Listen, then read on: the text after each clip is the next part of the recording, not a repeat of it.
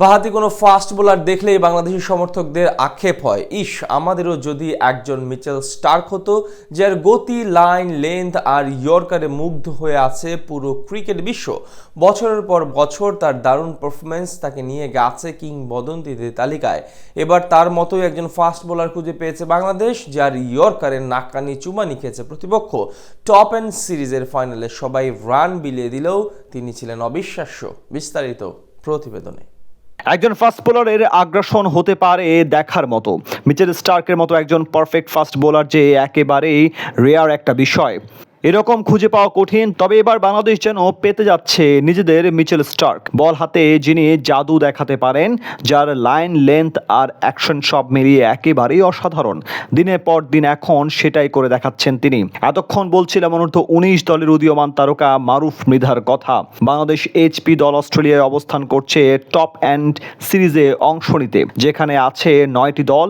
এর মাঝে 7টি অস্ট্রেলিয়ান দল ও একটি বাংলাদেশ এবং অপরটি পাকিস্তানের দল। এর মাঝে বাংলাদেশ পৌঁছে যায় ফাইনালে। পুরো আসরে যতটুকু সুযোগ পেয়েছেন মারুফ, নিজের যোগ্যতার প্রমাণ দিয়েছেন মাঠে। গত বছর অনূর্ধ্ব-19 ট্রাই সিরিজে অসাধারণ বোলিং করে শ্রীলঙ্কার বিপক্ষে সেখানে নজর কাড়েন তিনি। এরপর দিনে দিনে সবাইকেই মুগ্ধ করেছেন পারফরমেন্স দিয়ে। এবার টপ এন্ড সিরিজের ফাইনালে মাঠে নামেন অ্যাডিলেইড স্ট্রাইকার্সের একাডেমির বিপক্ষে। সেখানে আগে বোলিং করতে নামে বাংলাদেশ দল। প্রথম ওভারে বোলিং করতে আসেন মারুফ। নতুন বলে কিভাবে জাদু দেখাতে হয় সেটাই দেখালেন তিনি। একের পর এক জাদুকরী ইয়র্কার আর সুইংয়ে দিশেহারা ছিল প্রতিপক্ষের ব্যাটাররা। তাকে মোকাবেলা করতে বেশ অসুবিধাই হচ্ছিল তাদের।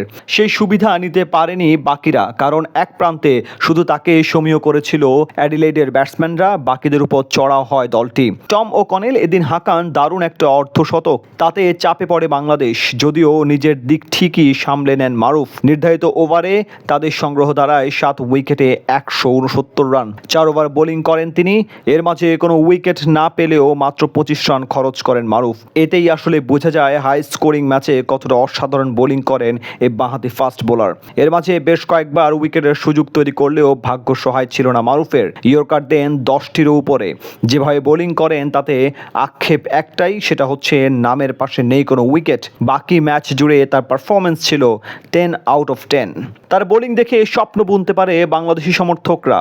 তার মাঝে খুঁজে পেতে পারে নতুন ছায়া। তিনি তো হতে পারেন বাংলাদেশের মিচেল স্টার্ক। বর্তমানে মুস্তাফিজের কোনো বিকল্প খুঁজে না পাওয়ায় বাজে বোলিং করেও দলে ঠাঁই হয়ে যাচ্ছে তার। তবে এই ধারা হয়তো আর বেশি দিন চলমান থাকবে না।